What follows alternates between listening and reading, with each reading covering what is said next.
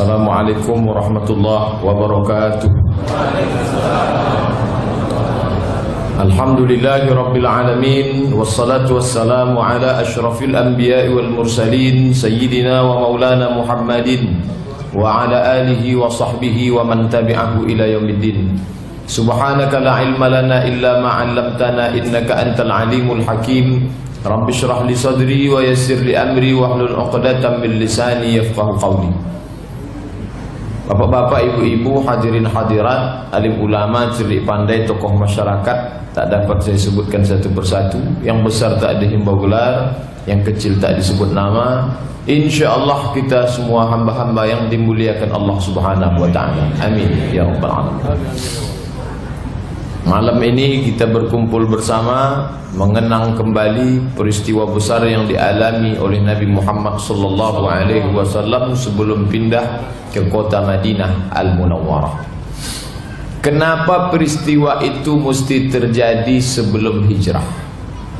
Seandainya Isra Mi'raj itu dibuat-buat Nabi, seperti yang dituduhkan orang kafir dari sejak zaman dulu sampai zaman sekarang, dia hanya sedang berpikir lalu menghayal naik ke atas berjumpa malaikat segala macam, tentulah dia akan melakukan itu ketika di Madinah.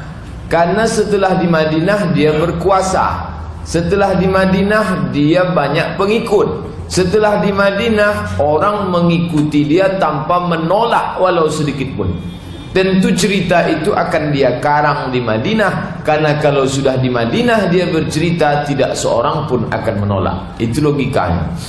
Tapi kenapa justru peristiwa itu terjadi di Makkah di saat genting, pengikutnya banyak yang ditekan, pada saat orang-orang kafir Quraisy mengembargo, makanan tidak boleh masuk, menikah pun dilarang. Saat itu pula terjadi peristiwa besar. Maka ini membuktikan bahwa peristiwa itu bukan karangan, bukan dusta, tapi benar-benar terjadi. Karena di saat genting pengikut sedang lemah, di situ Nabi sallallahu alaihi wasallam mengalami peristiwa yang besar. Dan peristiwa itu pula sebagai bukti untuk menguji siapa yang betul-betul pengikut Nabi dan siapa yang mengikut hanya pura-pura saja. Bapak Ibu yang dimuliakan Allah subhanahu wa ta'ala, cobalah kita berpikir sejenak. 13 tahun di Makkah Al-Mukarramah, susah, pengikut tidak banyak, kekuasaan tidak punya, kekuatan politik dipegang musuh, segala macam tawaran ditawarkan ke Nabi sallallahu alaihi wasallam. Sedangkan di Madinah Al-Munawwarah kuat, pengikut banyak, tampuk kekuasaan dalam genggaman tangan. Mestinya kalau Nabi mau cerita menghayal tak tentu arah, naik ke atas berjumpa malaikat, naik ke Sidratul Muntaha, masuk ke surga, masuk ke neraka, tentu dia akan menceritakan ketika di Madinah. Apapun yang dia ceritakan di Madinah orang akan percaya, karena saat itu dia yang berkuasa. Tapi itu tidak terjadi. Ini membuktikan bahwa di saat genting susah, disitulah Allah Ta'ala menguji iman. Nabi diuji imannya, sahabat lebih kuat lagi. Di saat susah itu, sahabat bertubi-tubi. Dua yang dirasakan sahabat. Yang pertama tekanan politik, yang kedua tekanan psikologis. Secara politik mereka tertekan 13 tahun, tapi secara psikologis mereka juga diejek. Nabi kalian itu gila, Nabi kalian itu bicara tak masuk akal. Mana mungkin dia dari Masjidil Haram ke Masjidil Aqsa naik ke Sidratul Muntaha lalu turun lagi, tak sampai satu malam. Maka sahabat, mungkin sahabat yang tidak kuat imannya dia akan goncang. Tapi di situ pula lah datang mukjizat Allah Subhanahu wa taala mengabadikan mereka dalam Al-Qur'an. As-sabiqun al-awwalun, mereka yang dulu masuk Islam, minal muhajirin, dari kalangan muhajirin, wal ansar, dari kalangan ansar, walladzina taba'uhum bi ihsan, dan orang-orang setelah mereka yang mengikuti mereka dengan baik. Bagaimana Allah Ta'ala memuji mereka? Radhiyallahu anhum wa radu'an, Allah meridai mereka dan mereka pun ridha kepada Allah Subhanahu wa taala. Sebagaimana mereka tetap ridha menerima ujian itu, Sebagaimana mereka tetap ridha menerima segala yang dicakapkan Nabi walaupun tidak masuk akal, begitu pula lah Allah ridha terhadap mereka. Saat ini kita tidak berada di bawah tekanan. Saat ini kita bebas untuk beriman atau menolak atau menerima. Tapi pada saat ini pula orang banyak yang meragukan. Mungkin di mulutnya tidak, tapi di hatinya. Maka orang yang ragu tentang ayat Isra, bukan Mi'raj, Isra. Siapa yang tak percaya kepada ayat Isra, kata Syekh Mutawalli Asy'arawi, maka orang itu dapat dipastikan kafir. Kenapa kafir? Karena Al-Quran ini mesti diterima utuh, tak boleh diterima sepotong ditinggalkan sebagian. Apa kata Allah? Afatu'minuna bi ba'dil kitabi wa takfuruna bi ba'd. Apakah kamu akan beriman kepada sebagian, kamu tolak sebagian? Tak bisa. Ketika kita mengatakan antu'mina billah, kau beriman kepada Allah, wa malaikatihi, beriman kepada malaikat, wa kutubihi, beriman kepada kitabnya, maka beriman secara utuh dari Al-Fatihah sampai ke An-Nas. Dan salah satu ayat itu adalah di pangkal surat Al-Isra juz 15 yang tadi dibacakan, subhanalladzi asra bi'abdihi lailan minal masjidil haram ilal masjidil aqsa. Peristiwa ini bukan berarti tak ada angin, tak ada hujan, tiba-tiba terjadi begitu saja. Ada kronologis sebelum peristiwa ini terjadi yang disebut dengan amul huzni, tahun. Mereka tidak punya kalender. Makanya kalau ditanya anak bapak ibu sekolah belajar sejarah Islam, kapan Nabi lahir? Amul fil, tahun gajah. Kapan terjadinya kejadian ini? Amul faidan, tahun banjir. Kapan terjadinya peristiwa ini? Amul huzni, tahun huzni, sedih. Tahun huzni, duka cita. Kenapa tahun itu disebut dengan tahun sedih, duka cita? Karena ada kematian, mati biasa, tapi ini kematian luar biasa. Dua orang tempat berpegang, tempat bergantung, sebelah kanan, sebelah kiri, keduanya patah di saat yang sama. Tempat bergantung pertama adalah Abu Talib. Ketika Abdul Muttalib meninggal dunia, usia Nabi lebih kurang 8 tahun, berpindahlah hak asuh dari Abdul Muttalib ke Abu Talib. Banyak saudara Abdullah. Ada Hamzah bin Abdul Muttalib, ada Abbas bin Abdul Muttalib, ada Abu Talib bin Abdul Muttalib, ada Abu Lahab bin Abdul Muttalib. Kaya, tapi yang tempat bernaung ini ternyata tidak semua keluarga itu enak menjadi tempat berdiam diri. Tempat yang paling nyaman dirasakan Nabi adalah keluarga Abu Talib. Nama istri Abu Talib itu Fatimah, sama dengan nama istrinya yang nanti akan dia nikahi di belakang hari, yang akan dinikahi oleh anak Nabi, anak dari Abu Talib, yaitu Ali bin Abi Talib, juga akan menikahi Fatimah binti Muhammad sallallahu alaihi wasallam. Maka ketika Fatimah istri Abu Talib meninggal, apa kata Nabi sallallahu alaihi wasallam? Ketika banyak perempuan yang tak menyediakan kainnya untuk orang lain, engkau memberikan kainmu untukku. Ketika banyak perempuan yang tak mau memberikan makanannya untuk orang lain, engkau memberikan makananmu untukku. Padahal Abu Talib itu anaknya banyak. Berapa tahun dia dijaga oleh Abu Talib? Masya Allah. Bapak ibu tentu tak pernah luput kisah bagaimana Abu Talib sayangnya kepada Nabi SAW, sampai keponakannya itu dia bawa berdagang ke negeri Syam. Perjalanan ke negeri Syam masirata syahrin, 1 bulan perjalanan dari Madinah dari Makkah Al-Mukarramah ke negeri Syam, 1 bulan. Ini keponakan anak saudara kandung dibawa berniaga. Barang sudah siap, mau dia akan dijual, tapi begitu mereka bernaung di sebuah tempat peribadatan yang disebut dengan Som'ah, maka keluarlah pendeta Bahira. Bahira seumur hidupnya tak pernah keluar, dia hanya menerima makanan karena dia sudah mengkhususkan dirinya untuk beribadah. Begitu orang zaman dulu, khusus diri untuk beribadah. inilah cikal bakal kependetaan yang tidak menikah dan tidak bekerja, hanya makan secukupnya, itu pun dikirimi oleh orang. Lalu kemudian saat itu dia keluar, padahal sebelumnya dia tak pernah keluar. Dia bertanya, ini anak ini siapa? Lalu Abu Talib menjawab, ibni, ini anak saya. Kata Bahira, kalau benarlah kitab yang aku baca, sesungguhnya anak ini sudah yatim sebelum dia dilahirkan ibunya. Saat itu sadarlah Abu Talib bahwa yang bicara dengan dia saat itu bukan manusia biasa. Saat itu kata Abu Talib, memang benar ini anak saudaraku, bukan anak kandungku. Lalu ada apa?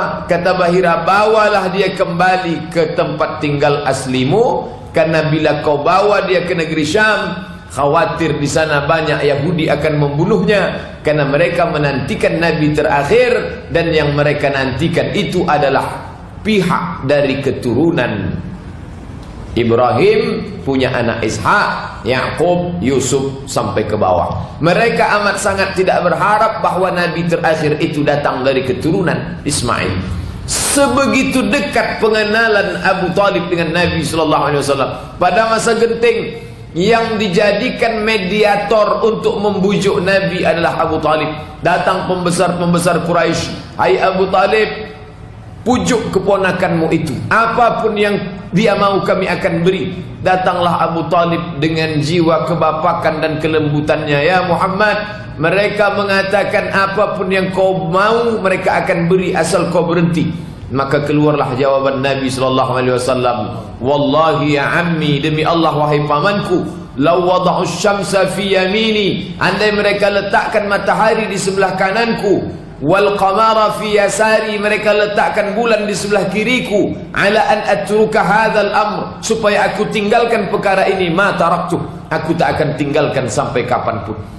Maka pada saat itu mereka segan untuk membunuh Nabi. Kenapa? Karena dia keponakan seorang Abu Talib, anak Abdul Muttalib, anak Hashim, anak Abdi Manaf, anak Qusay. Qusaylah yang dulu mendirikan Darun Nadwah, kepala suku, orang terhormat. Orang Makkah tidak punya lembaga adat tempat berkumpul sebelum Qusay lahir. Ketika Qusay lahir, maka Qusay membuat dar artinya rumah, Nadwah, rumah, lembaga adat tempat bertemu, membahas segala macam permasalahan. Dan mereka suku Quraisy asli, cucu cicit dari Adnan, merupakan keturunan Ismail, anak kandung Ibrahim alaihissalam. Menetes darah Ibrahim, menetes darah Ismail dalam diri Abu Talib. Perjuangan hidupnya Masya Allah. Lalu tempat bernaung, tempat bergantung, tempat minta tolong, inilah meninggal dunia. Bayangkan sedihnya. Andai kita kehilangan ayah kandung, mungkin sedih. Tapi ketika ada orang lain yang layak seperti ayah kandung, tak pernah Nabi SAW melihat ayah kandungnya. Walamma tamma min hamlihi syahrani ala aqwalil ashhuril aqwalil marwiyah, ketika sempurnalah hamil ibunya 2 bulan, tufiya bil madinatil munawwarati abuhu Abdullah, maka meninggallah bapaknya di Madinah al-Munawwarah. Abdullah meninggal pada saat dia membawa barang dagangan. Pada saat itu Aminah sedang hamil 2 bulan. Begitu yang disebutkan dalam syair Al-Barzanji yang selalu kita baca. Sejak itu pula lah Nabi SAW tak mengenal sosok seorang ayah. Maka kalau disebut kata ayah, kalau kita sebut kata ayah, yang terbayang di mata kita adalah ayah kita. Tapi kalau disebut kata ayah, maka yang terbayang di wajah Nabi bukan Abdullah, tapi Abu Talib. Pada saat itulah meninggal Abu Talib. Meninggal biasa, tapi ini meninggalnya luar biasa. Kenapa begitu? Nabi mengajak dia untuk bersyahadat. Wahai paman, bersyahadatlah supaya aku bisa menolong engkau, memberikan syafaat nanti di hadapan Allah. Tapi ternyata di sampingnya pembisik-pembisik, mereka juga mengancam, menantang. Apa kata mereka? Atarghabu an millati Abdul Muttalib, hai Abu Talib, kalau engkau bersyahadat ikut keponakanmu yang baru membawa agama, dia tukang sihir, dia gila, dia dikacau setan. Kalau kau ikut agama, lalu bagaimana dengan agama? Atarghabu an millati Abdul Muttalib, apakah engkau akan meninggalkan agama nenek moyangmu, agama Abdul Muttalib?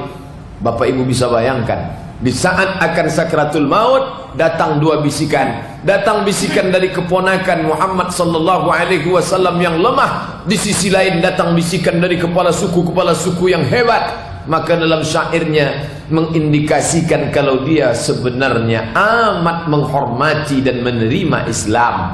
Laqad alimtu anna dina Muhammadin khaira adyanil bariyah. Aku tahu agama Muhammad itu agama yang paling baik. Laulal malamah wa idharil masabbah. Kalaulah bukan karena takut diejek, kalaulah bukan karena takut dicaci maki, lawajadtani samhan lidzalika dini mubayyina. Pastilah kalian akan mendapati aku menerima agama ini secara nyata. Kenapa dia tak mau bersyahadat di depan orang banyak? Lawajadtani samhan, kalau aku bersyahadat, laulal malamah, akan ada kecaman, ejekan, sumpah serapah, wa idharil masabbah, caci maki. Apa pelajaran dari sini? Dari pagi tadi sampai malam ni berapa kali kita bersyahadat? Asyhadu an la ilaha illallah wa asyhadu anna Muhammadar Rasulullah. Tak ada caci maki. Kita bersyahadat bebas. Bagaimana dengan saudara-saudara kita yang tinggal di kaum minoritas, yang tinggal di negeri Eropa? Memang betul sebagiannya banyak kaum muslim, tapi yang bekerja di tempat, perempuan bekerja di tempat non muslim tak boleh pakai jilbab, wajib berfoto membuka aurat, tidak boleh melaksanakan solat fardu 5 waktu. Bayangkan itu, ini masih tetap terjadi. Maka belajar dari peristiwa Isra Mi'raj, dia tak dapat tertolong. Datanglah Abbas saudara kandung Abu Talib, bertanya kepada Nabi SAW. Abbas masuk Islam, Hamzah masuk Islam, meninggal pada perang Uhud. Maka perang Uhud, bapak ibu yang naik ke atas bukit Uhud menengok makam syuhada Uhud, Sayyidus Syuhada, induknya orang mati syahid, Hamzah bin Abdul Muttalib. Abbas, anak Abbas itu bernama Abdullah bin Abbas, salah satu dari 7 periwayat hadis yang paling banyak. Datanglah Abbas bertanya kepada Nabi, ya Muhammad sallallahu alaihi wasallam, apakah bisa engkau tolong pamanmu yang dulu membesarkan engkau, memberikan engkau perlindungan? Bisakah engkau tolong pamanmu ini? Sebelum kita baca jawaban Nabi sallallahu alaihi wasallam, kita dengarkan azan Isya terlebih dahulu. Terima kasih. Wassalamualaikum warahmatullahi wabarakatuh. Alhamdulillah, wassalatu wassalamu ala Rasulillah wa ala alihi wa sahbihi wa man tabi'ahu wa mawala. Bapak-bapak, ibu-ibu yang dimuliakan Allah, apakah mungkin engkau dapat membantu pamanmu itu, wahai Muhammad sallallahu alaihi wasallam? Begitulah sayangnya Abbas kepada saudara kandung, karena mereka saudara kandung 10 orang laki-laki, perempuan 5 orang, 15 semuanya anak dari Abdul Muttalib. Apa dapatkah engkau menolong, karena engkau Sayyidul Anbiya wal Mursalin, bisakah engkau tolong pamanmu itu, wahai Muhammad? Kata Abbas. Maka apa jawab Nabi dalam kitab Sahih Al-Bukhari? Wa fi dahdahin minan nar, dia masuk dalam api neraka. Ya belu ka'baihi, ketika api itu sampai ke kedua mata kakinya. Yaghli biha dimaghuhu, mendidih otak di kepalanya. Jadi kematian itu biasa. Tapi kalau ada orang yang kita sayangi, yang hidupnya berjuang untuk kita, tak sempat dapat kita balas karena ada dinding yang tebal, yaitu dinding iman, ini sakit. Tapi kita tak katakan Nabi Muhammad itu gagal seperti yang dikatakan orang kafir. Oh, Nabi kalian gagal mendakwahi pamannya. Tidak. Karena dakwah itu disampaikan, Allah Ta'ala tak nilai berapa yang masuk Islam di antara umat Nabi Muhammad sallallahu alaihi wasallam. Nabi Nuh tidak diukur berapa umatnya yang masuk dalam agama Nuh alaihi salam, tapi yang dilihat adalah keseriusan dia menyampaikan risalah Islam. Begitu juga dengan kita. Berapa orang yang sudah ustaz buat taubat? Innama anta munzir, engkau hanya memberikan peringatan. Lasta alaihim bimusaitir, engkau tak punya kuasa untuk memaksa mereka. Afa anta tukrihun nasa, apakah engkau memaksa orang lain untuk beriman? Qulil haqq, katakan yang hak, yang benar, mir rabbik, dari Rabbmu, dari Allah. Faman syaa falyu'min, siapa yang mau silakan beriman. Wa man syaa falyakfur, siapa yang mau silakan kafir. Jadi nampaklah bahwa sebenarnya Abu Talib menerima risalah Islam, tapi tak tahan telinganya mendengar caci maki, sumpah serapah. Itulah yang membuat dia berat untuk mengucapkan asyhadu an la ilaha illallah wa asyhadu anna muhammadan rasulullah. Di tahun yang sama, menurut kitab, mana tahu Bapak Ibu nanti baca buku lain analisanya, tapi yang saya jadikan referensi adalah yang ditulis oleh Syekh Mustafa As-Sibai, orang Suriah yang dapat gelar doktor hadis dari Universitas Al-Azhar Mesir. Beliau ulama besar dari kalangan Ikhwanul Muslimin. Dia menulis buku sejarah Nabi, judulnya Sirah Nabawiyah Durus wa Ibar. Apa kata beliau? Di tahun yang sama meninggal juga istri Nabi, orang yang melindungi Nabi. Siapa yang menyelimuti Nabi ketika Nabi turun kedinginan, saat dia dipeluk makhluk tak tahu entah apa namanya? Dialah Khadijah. 3 kali Nabi naik ke atas Jabal Nur, umur 38, umur 39, umur 40. Umur 38 dia bertahanus, tak ada terjadi apa-apa. Umur 39 belum terjadi apa-apa. Umur 40 datang makhluk tak tahu entah apa memeluk dia. Iqra. Kata dia, ma'ana biqari, aku tak bisa membaca. Iqra, ma'ana biqari. Iqra bismi rabbikal ladzi khalaq, khalaqal insana min 'alaqin. Iqra wa rabbukal akramul ladzi 'allama bil qalam, 'allamal insana ma lam ya'lam. Dia pun turun, kedinginan menggigil, ketakutan. Yang menyelimuti dia adalah Khadijah Al-Kubra. Fisiknya diselimuti, maka turunlah ayat ya ayyuhal muddathir, wahai orang yang berselimut. Tapi batinnya tetap, yang menenangkan batinnya juga Khadijah. Khadijah, cobalah tengok, ditinggalkannya di tempat rumahnya di Makkah, pergi suami mencari ketenangan, bertahanus ke Gua Hira. Khadijah tak larang. Tahun pertama pergi, dia tak larang. Tahun kedua pergi, dia tak larang. Tahun ketiga pergi, dia tak larang. Kalau Khadijah sekarang lah itu, mentang-mentang aku janda tua, kau tinggalkanlah lama-lama. Ketika turun Nabi menggigil, apakah marah dia? Tidak. Dengan kelembutannya, keibuannya, dia bawakan selimut, dia selimuti Nabi SAW. Kalau perempuan yang marah tentu, kan dulu dah aku bilang jangan pergi, sekarang menggigil tahankanlah. Khadijah tak begitu. Turun Nabi menggigil, diselimutinya. Bagaimana menenangkan batin Nabi? Datang dia ke Waraqah ibnu Naufal. Waraqah ini orangnya buta, tapi dia banyak tahu kitab Injil dan Taurat, karena dia agamanya Nasrani. Lalu kemudian bertanyalah Khadijah kepada Waraqah ibnu Naufal. Kebetulan Waraqah ini paman dia. Wahai pamanku Waraqah, ya, tadi malam suamiku dipeluk makhluk entah apa namanya, dia tidak tahu, lalu kemudian besar sekali sampai sesak napasnya. Ini kalimat yang dia bacakan, kira-kira apa namanya itu? Apa kata Waraqah ibnu Naufal?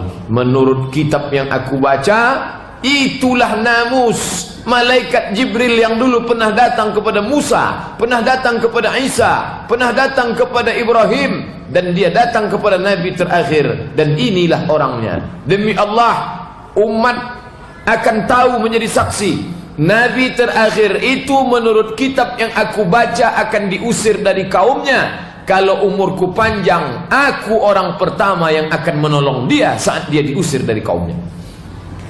Maka tenanglah batin Nabi. Fisiknya tenang karena diselimuti, batinnya tenang karena mendapatkan jawaban atas segala pertanyaan.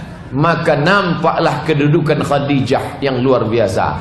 Maka suatu ketika Aisyah cemburu kepada Nabi karena Nabi selalu mengenang menyebut Khadijah. Maka kata Nabi SAW, pada saat semua perempuan kafir mengingkari aku, dia beriman kepadaku.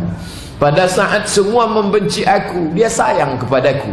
Pada saat tak ada perempuan bisa melahirkan anakku, dia melahirkan anak-anak untukku. 4 anak perempuan Nabi itu berasal dari rahim Khadijah. Maka Khadijah yang tak dapat terlupakan.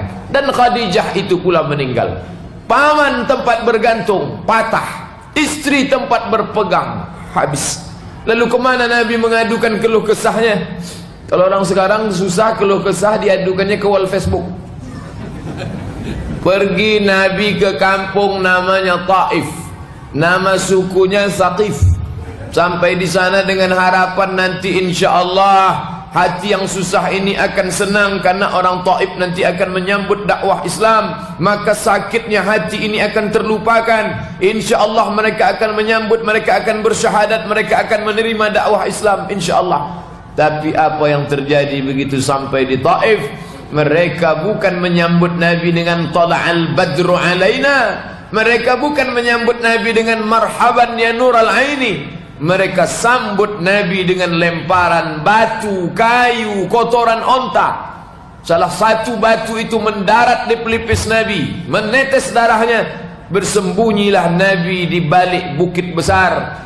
Tak sanggup lagi wadangkan hujan batu datang, bersembunyilah Nabi di situ. Dia mengadu kepada Allah Subhanahu wa taala, "Ya Rabb, ya Allah, ilaika ashku dha'fa quwwati." Kepada engkau aku mengadukan kelemahan diriku, wa qillata hilati, ketidakberdayaanku, wa hawani bainan nas, aku hina sekarang ya Allah. Dulu aku dihormati pamanku keturunan Quraisy, sekarang dia sudah meninggal. Dulu aku dihormati istriku seorang pedagang sukses kaya, sekarang dia pun sudah meninggal. Yang kuanggap bisa menolongku orang Taif, mereka pula melempar. Anta Rabbul Mustad'afin, engkau Rabb yang melindungi orang yang lemah, tolong aku ya Allah. Di saat yang sama, selesai berdoa, datanglah malakul jibal. Malaikat, jibal bukit, malaikat penjaga segala bukit datang menghadap Nabi sallallahu alaihi wasallam. Apa kata dia? Ya Muhammad, tunjukkan mana bukit yang paling besar di jazirah Arab ini. Tunjukkan. Hari ini juga akan kucabut, kutimpakan ke penduduk Taif, rata mereka dengan tanah. Andai kitalah yang jadi Nabi saat itu. Paman baru meninggal, istri baru meninggal, orang baru saja melempar, darahnya masih basah menetes. Tiba-tiba datang malakul jibal. Hai Abdul Somad, tunjukkan mana bukit yang paling besar. Langsung saya tunjuk, itu Gunung Bromo, itu Gunung Kidul, itu Gunung Loser. Timpakan semua, matikan mereka semua dengan tanah. Sakit betul hatiku ini sudah. Biasa orang khilaf silap waktu dia ditekan beban berat. Kamu kan sudah ngaji, kata ustaz-ustaz sebut sabar. Saya sebetulnya sabar Pak Ustaz, tapi kenapa kamu ngamuk juga? Susah betul hati saya waktu itu. Susah hati selalu dijadikan alasan untuk membenarkan perbuatan. Susah hati. Aku sebetulnya orangnya baik, tak pemarah. Kenapa marah beberapa hari ini? Biniku meninggal. Kan kasihan betul itu, bini meninggal dijadikan alasan. Tengok Nabi, paman meninggal, istri meninggal, orang tak menyambut, tapi dia tidak marah, dia tidak beringas, dia tidak brutal. Lalu apa doa Nabi waktu itu? Apakah kata dia, hai malakul jibal, ratakan mereka dengan tanah? Tidak.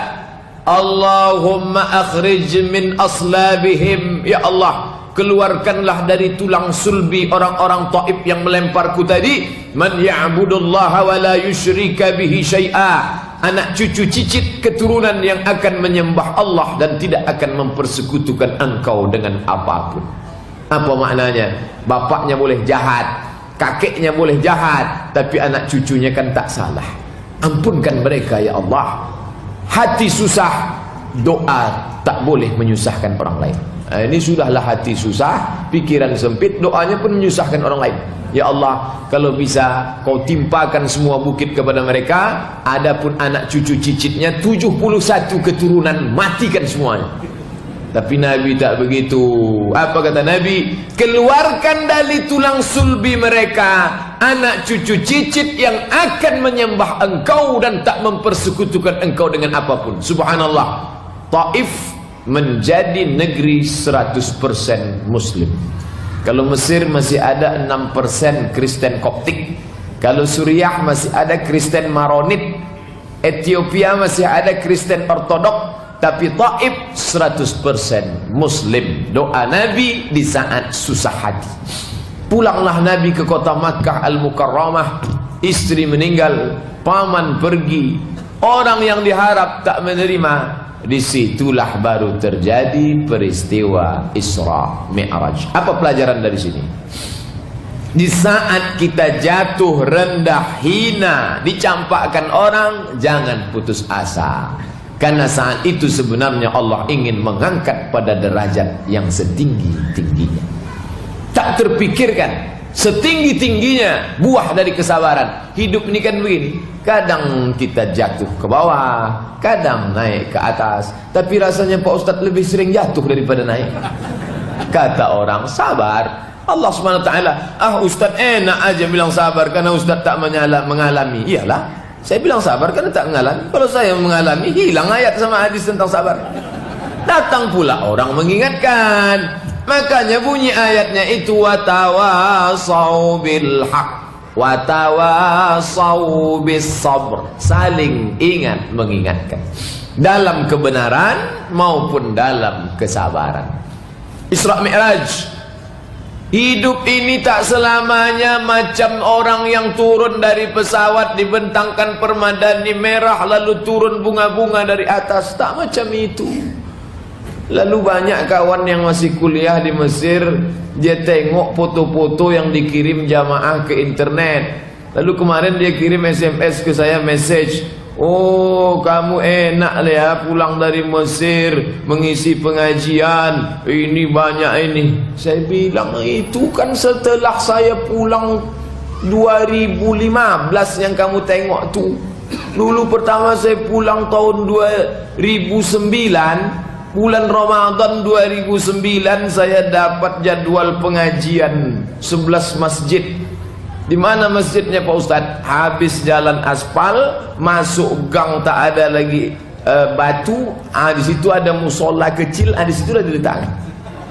Yang lampunya 5 watt, mikrofonnya mati-mati. Itu di ujung-ujung sana. Assalamualaikum warahmatullahi wabarakatuh. Karena Ustadz Abdul Somad yang tertulis di jadwal ini belum juga datang, maka malam ini pengajian ditiadakan. Padahal Ustadz sudah duduk dari tadi. Sekarang ialah baru tempat wuduk udah Assalamualaikum Pak Ustadz, apa kabar? Jadi orang ni ditengoknya 2015 setelah Ustadz tu balik selama 7 tahun. Saya pulang bulan Ramadan 2008.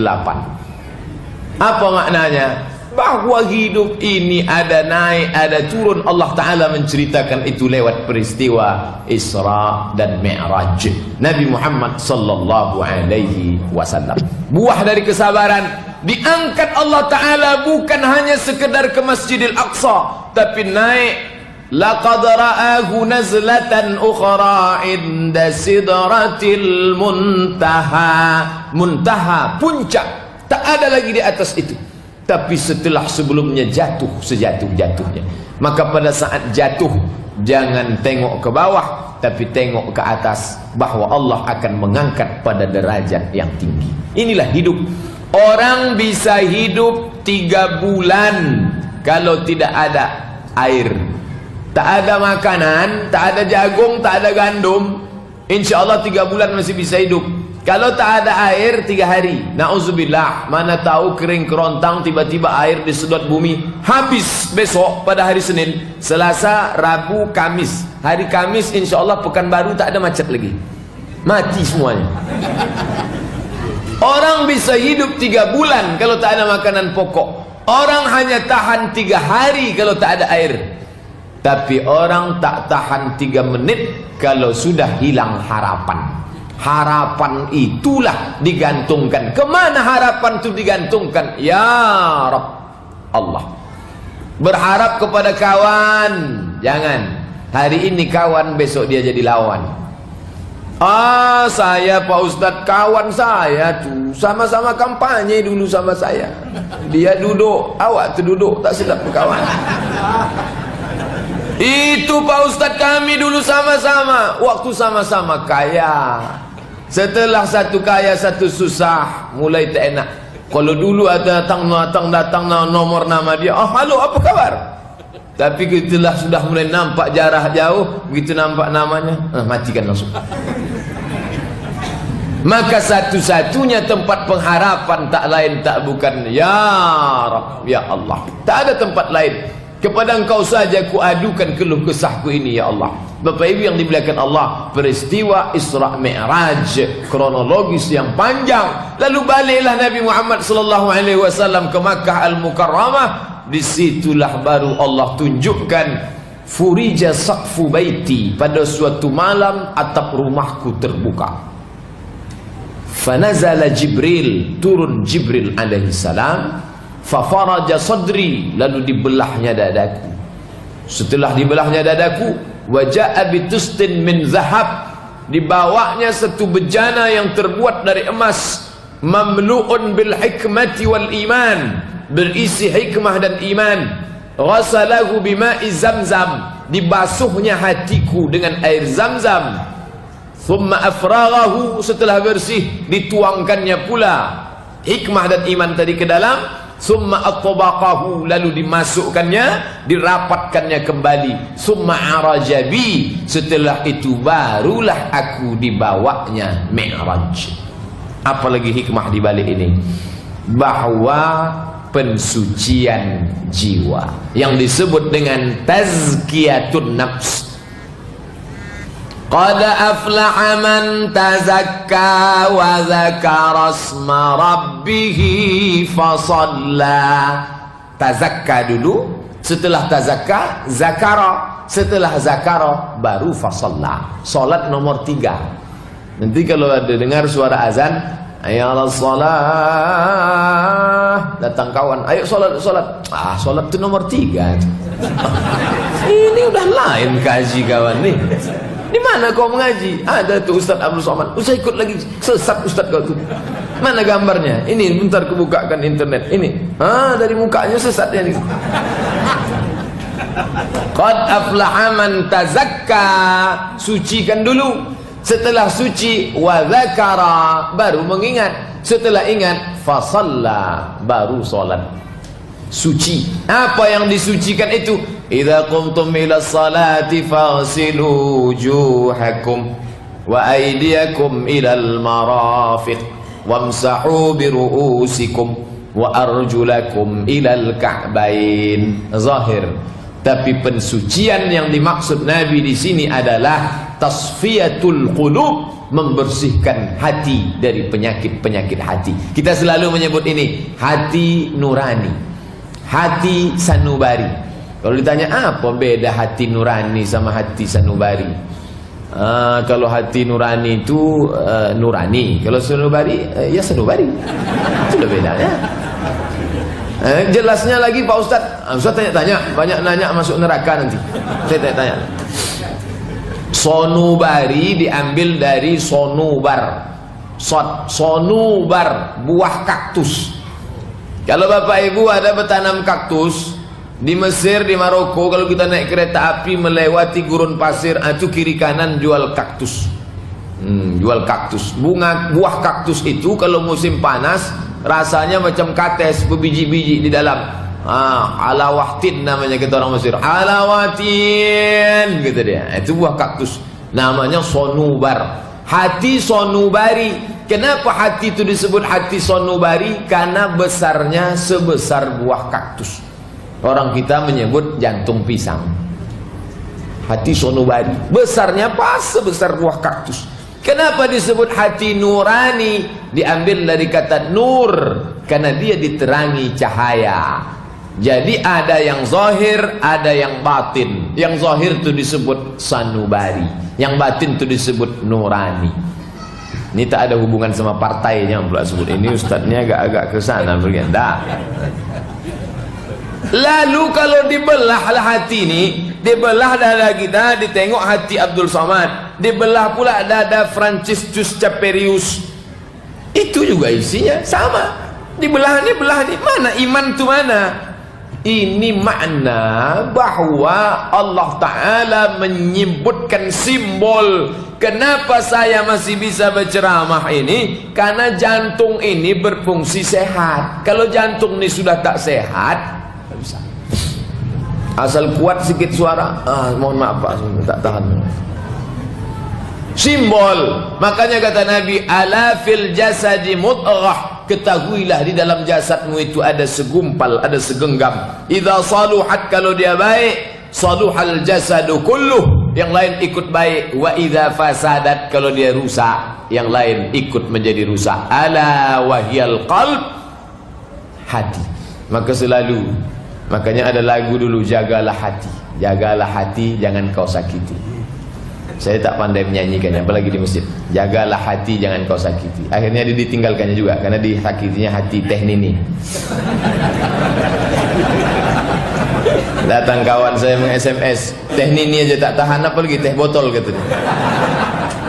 Bapak Ibu yang dimuliakan Allah Subhanahu wa Ta'ala, ini masalah hati ini luar biasa.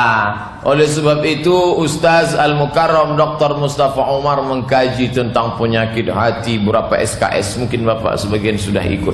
Nah, ini masalah hati, penyakit hati. Kita tak akan bahaskan itu, karena kita ambil sepotong sebelum berangkat, sepotong ini, lalu yang sepotong yang lain datang ke majelis lain.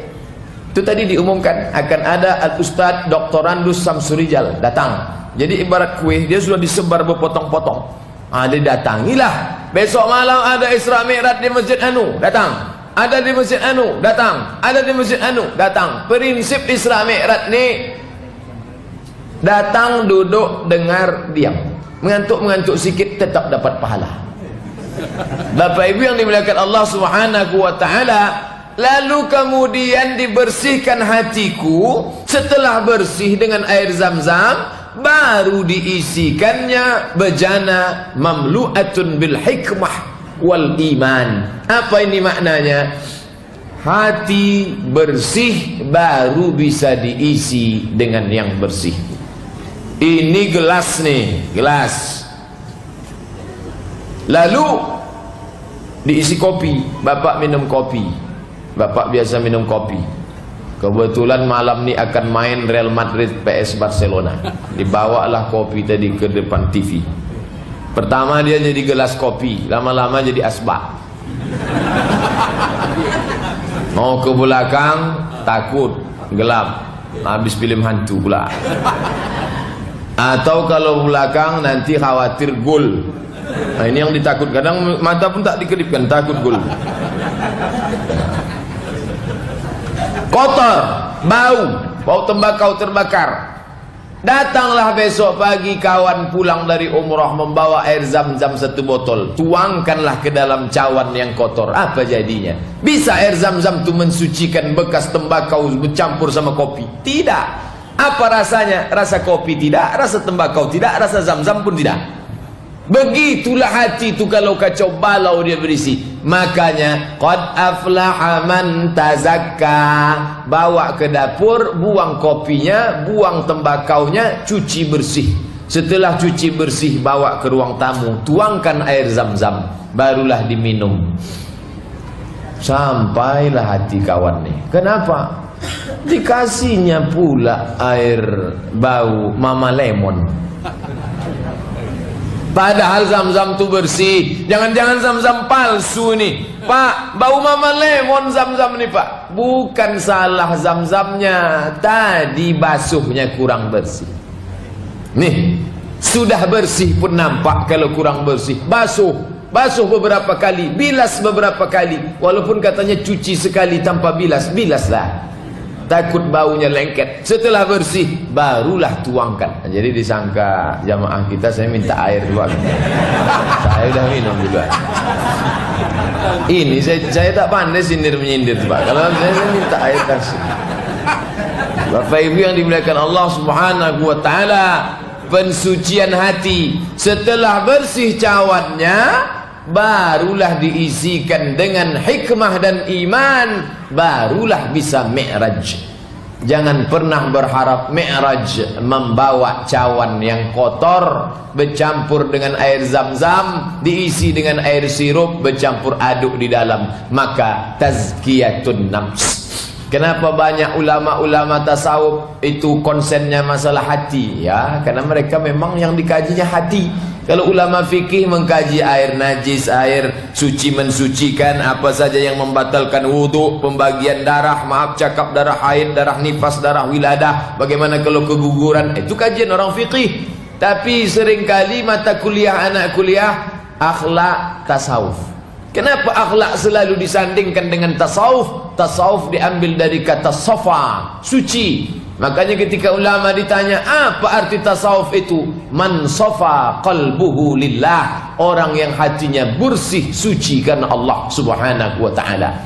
Orang tidak akan sampai kepada marwah kalau tidak berawal dari safa. Safa marwah, marwah kedudukan, kehormatan, kemuliaan. Jangan pernah bermimpi dapat marwah kalau tidak berangkat dari safa. Tapi kalau ada istrinya, istri pertama namanya Sofa, jangan pula mencari marwah. Bapak Ibu yang dimuliakan Allah subhanahu wa ta'ala, kesucian berawal dari yang suci. Makanya cobalah tengok zakat. Kenapa zakat itu diterima? Karena dari yang halal. Wa anfiqu, berinfaklah. Wa anfiqu, bersedekahlah. Wa anfiqu, berwakaflah. Min thayyibat, yang baik-baik. Banyak orang memperhatikan kesucian zahir. Hadiri peringatan Isra Mi'raj di Masjid Anu, pakai pakaian putih, pakai peci putih, kain putih, mukena putih, semua putih. Oh, tetes sedikit saja, bukan main. Satu, waktu mau minum tetes, satu tetes, sapu ke bawah. Oh, makin banyak. Ganti baju baru.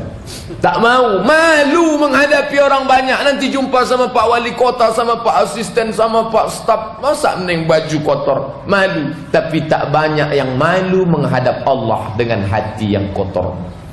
Kepala bertutup, hati berbulu. Bapak Ibu yang dimuliakan Allah subhanahu wa ta'ala, hati ini tak nampak. Kenapa Ustaz Abdul Somad bebas cerita masalah hati? Bapak tak bisa menengok hati saya. Kalaulah nampak, rupanya Ustaz itu lebih hitam pula hatinya dari kita lagi. Allah masih Rahman, Allah masih Rahim. Hati ini bisa ditutup dengan baju koko, bisa ditutup dengan peci, agak menunduk, mengangguk-angguk sikit. Apa namanya? Pencitraan. Tapi ingat, sampai masanya nanti yauma tublas sarair, pada hari itu segala rahasia akan ditunjukkan. Yang kita bawa nanti menghadap Allah itu apa? Hati yang bersih tadilah. Yauma la yanfa'u malu wala banun. Hari itu tak ada gunanya mal, harta, wala banun, anak. Lalu yang dibawa apa? Illa man atallaha biqalbin salim, hati yang bersih. Yang akan dibawa nanti menghadap Allah, hati yang bersih. Tapi jangan gara-gara malam ini mengkaji hati, besok tak datang sholat berjamaah. Kau kenapa tak berjamaah? Aku hatiku masih kotor lagi. Nantilah kalau udah ku bersihkan, macam kata Ustaz semalam baru datang. Dah, kita masih tetap kita laksanakan, sucikan hati, bersihkan, bersih sebersih-bersihnya sampai tak ada lagi yang tertinggal. Ya Allah, ya muqallibal qulub, wahai Engkau yang membolak-balikkan hati. Tadi waktu di masjid udah bersih betul, ya Allah ini datang kotor lagi. Sabit qalbi, kokohkan hatiku dalam agamamu. Sebagaimana bersihnya saat majlis taklim tadi, begitulah hendaknya saat di rumah, begitulah saat aku mati nanti. Yang akan kita hadapi itu namanya siapa? Allahumma antas salam. Salam, bersih. Lalu yang akan dibawa itu nanti menghadap dia apa? Biqalbin salim. Nama dia salam, hati yang bersih, salim. Orang yang hatinya bersih menghadap kepada salam, apa ucapan yang akan dia terima? Salamun qawlam min rabbir rahim. Diulangnya sampai 3 kali saking inginnya. Salamun qawlam min rabbir rahim, salamun qawlam min rabbir rahim, salamun qawlam min rabbir rahim. Udah diulangnya 3 kali baru ditanyanya Ustaz, Ustaz kenapa diulang 3 kali? Saking inginnya mendapatkan itu, mana mungkin dapat kalau tak dibersihkan. Macam mana membersihkannya Pak Ustadz? Muhasabah diri, introspeksi diri. Masuk ke masjid agak 15 menit sebelum azan. Azan zuhur 12.10, jam 12 datang, waktu sunyi, introspeksi diri. Aku tadi di kantor bukan main sakit hatiku sama dia. Ya Allah, bersihkanlah hatiku. Ini kawanku ni baru mobil baru, sakit utakku nengok mobil dia ni. Ya Allah, tolong bersihkan hatiku ni ya Allah. Kita kadang tak punya waktu untuk muhasabah ini. Kenapa? Datang ke masjid ketika sudah mau qomat. Allahu Akbar, asyhadu an la ilaha illallah. Kapan mau muhasabah? Assalamualaikum warahmatullahi wabarakatuh. Assalamualaikum warahmatullahi gitu. Ya sebentar ini ya Ustaz. Sekarang lah Pak. Iya lama pula imam ni berdoa. Imam tu pula disalah. La ilaha illallah. Maka kitalah yang kalau dipeturutkan sibuk ni Bapak Ibu yang dimuliakan Allah. Ada tulisan yang sangat cantik saya baca. Bila anda pekerja keras, pekerja sukses sampai tak mau waktu sedikit pun hilang dari kantor anda, ingat, kalau anda mati, besok pagi akan datang pengganti anda.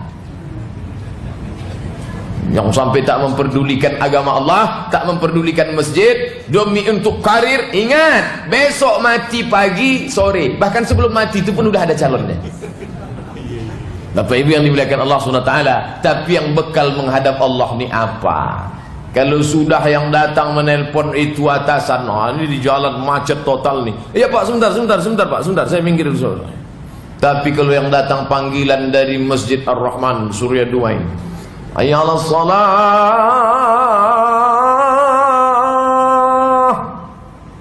singgah kita, payah parkir.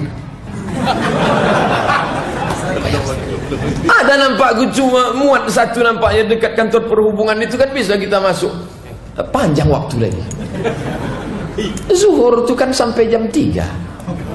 Aku dah ngaji 3 kali pengajian Pak Ustaz. Bapak Ibu yang dimuliakan Allah, kita selalu mencari-cari alasan, padahal membersihkan hati lewat muhasabah. Dr. Mustafa Omar punya jadwal muhasabah setiap sebulan sekali. Masjid Agung An-Nur datang. Di Masjid Islamic Center Pasir Pengarayan Rokan Hulu setiap hari Rabu ketiga. Mungkin terlalu jauh, itu pun tak bisa lah. Karena jauh 4 jam sampai ke sana. Sampai sana mau muhasabah tak jadi. Habis makan tak bisa muhasabah. Tapi bapak-bapak yang dari Pekanbaru saya tengok semangat semua muhasabah. Di Pekanbaru saja muhasabah. Jamaah datang dari Kuala Lumpur, dari Ipoh, dari Malaka, datang muhasabah ke Masjid Agung An-Nur. Mereka mengaji muhasabah diri. Kadang kalau kita sendiri muhasabah tak tahu entah apa mau dipikirkan. Apa yang mau ku muhasabah ni? Apa yang mau ku pikirkan? Datang Dr. Mustafa Umar mengingatkan, umur kita panjang, kemana sudah kita pakai? Rezeki kita yang selama ini dititipkan Allah, mana yang sudah kita pakai untuk agama Allah? Anak-anak kita berapa yang sudah kita didik untuk menjadi penerus kita menegakkan agama Allah? Ya Allah, kata Dr. Mustafa Umar, menangis jemaah. Tengok sebelah kanan nangis, sebelah kiri menangis. Aku pula tak menangis, menangis pula lah. Muhasabah diri. Hasibu anfusakum, muhasabahlah dirimu qabla an tuhasabu, sebelum kau dihisab, dihitung Allah Subhanahu wa taala. Wazinuha, timbang-timbanglah amalmu qabla an tuzanu, sebelum amalmu ditimbang. Saya ni Pak Ustaz bisnismen tulen murni. Saya kalau di Indonesia ni tak sempat. Tengoklah HP saya 3 berbunyi ini, datang pula ini lagi. Saya tak tahu entah mana mau telefon. Lalu bagaimana? Pergi saya ke Makkah Al-Mukarramah.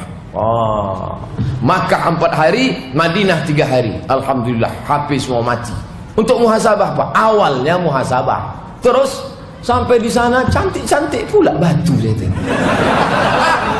Tak jadi muhasabah. Jadi Bapak Ibu yang dimuliakan Allah, apa maknanya? Muhasabah tidak menengok tempat, tapi yang ditengok kemauan. Di mana mau muhasabah? Zaman dulu memang ya banyak ngajak muhasabah jam 2 malam. Jam 2 malam itu bapak ibu sekalian sunyi, sepi. Dulu. Zaman sekarang jam 2 malam mana sunyi? Jam 2 malam sudah mau muhasabah nih. Gol katanya. Rupanya di sebelah nonton bareng. Layar tancap jam 2 malam. Jangan menengok waktu, jangan menunggu umroh nanti di Makkah di Taman Raudhah. Di Taman Raudhah mau muhasabah, mana sempat, tegak ngantrinya capek. Sujud nantilah Pak Ustadz, waktu sujud tuh saya mau muhasabah. Macam mana mau sujud muhasabah? Sujudnya pun ke pantat orang Afrika. Mohon maaf mungkin tak layak, tapi begitulah kenyataannya. Jangan mencari tempat, jangan menunggu waktu, luangkanlah waktu dan tempat. Datang. Siapa yang datang solat Jumat waktu pertama macam berkurban seekor onta, datang jam kedua macam berkurban seekor lembu, datang jam ketiga macam berkurban seekor kambing, datang jam keempat macam berkurban seekor ayam, datang jam kelima macam berkurban sebutir telur ayam. Ini motivasi supaya cepat datang hari Jumat, baca surat Al-Kahfi, baca Yasin, muhasabah. Zaman sekarang orang datang telur puyuh pun tak dapat. Telur ayam. Menaik khotib ke atasnya. Sampai. Sampai. Sudah terlambat potong ke depan. Terlambat. Masya Allah. Apa pun tak dapat. Malaikat sudah menutup buku catatan. Asal naik khotib ke atas, malaikat tutup buku catatan, malaikat mendengarkan khutbah. Tapi khotib itu bahasa Indonesia Pak Ustaz. Paham malaikat tuh? Paham, ada translate-nya di sana. Google aja ada translate Google. Mudah bagi Allah. Walillahil asma wa 'allama Adamal asma'a kullaha. Allah Taala mengajarkan asma. Buka tafsir surat Al-Baqarah. Salah satu makna asma, Allah mengajarkan bahasa-bahasa kepada para malaikat. Bahasa apapun dia paham. Bapak Ibu yang dimuliakan Allah Subhanahu wa taala, memuhasabah diri, mengintrospeksi diri, karena kita tidak bisa menilai diri kita sendiri. Kita minta pendapat orang lain. Kawan, shadiq, kawan, friend, shadiq, kawan, diambil dari kata sadaqa. Sadaqallahul azim. Sadaq, benar. Siapa itu kawan kita? Shadiq, orang yang meluruskan ketika kita salah. Itulah kawan kita. Tapi sekarang orang tak suka kalau ada begini. Kalau ada kawan mengkritik dia, itu tak suka. Kawan ngaji lah misalnya, kawan ngaji akrab ini, ngaji dia. Wala habbatin fi zulum, salah tuh, itu kan tanwin berjumpa dengan fa, panjangkan sedikit. Wala habbatin fi zulmatil ardi, itu bukan dal, itu dot, itu fi ardi. Esok tak usah ngaji sama aku lagi. Dia mau kawan yang tak mengkritik dia. Apapun yang dia baca kawan tuh ngangguk aja. Itulah dia. Namanya ABS, asal bapak senang. Bapak Ibu yang dimuliakan Allah SWT.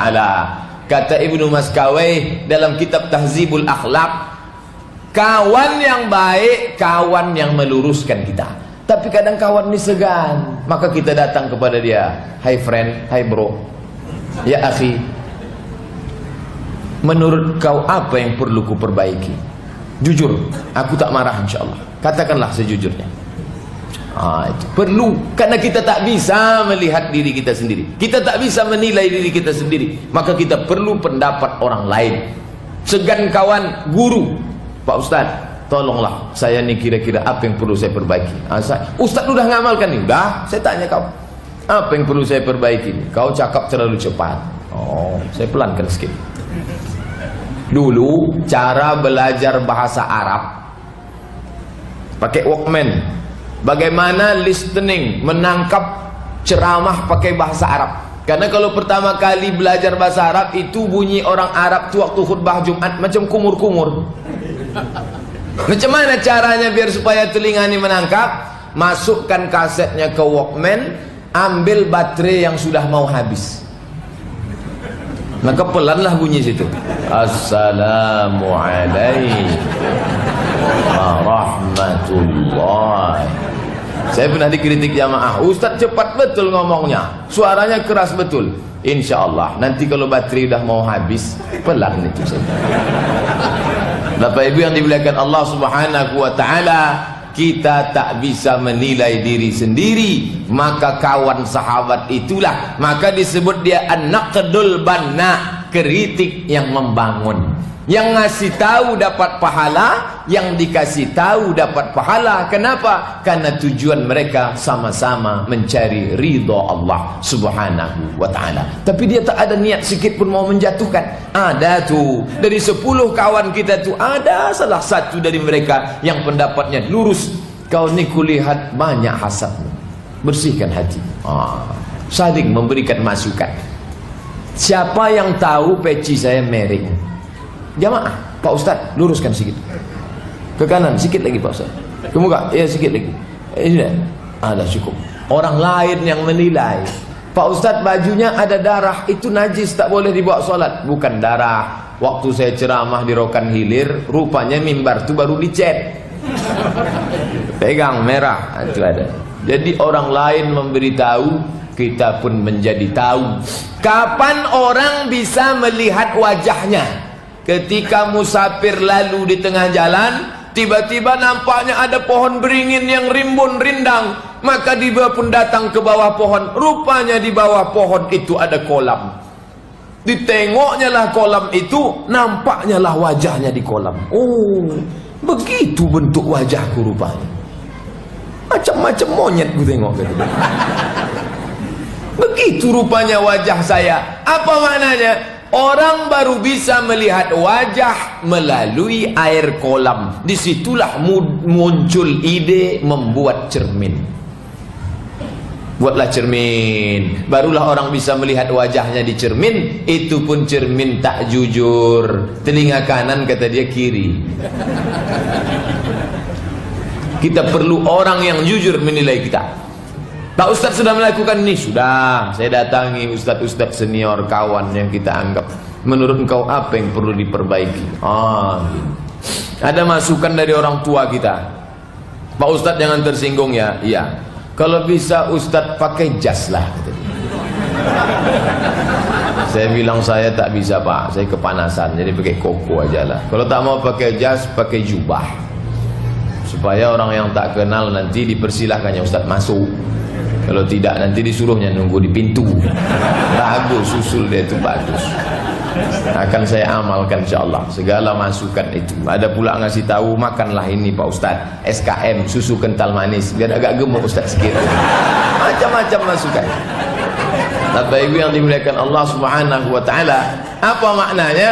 Kita baik yang zahir maupun yang batin perlu orang lain.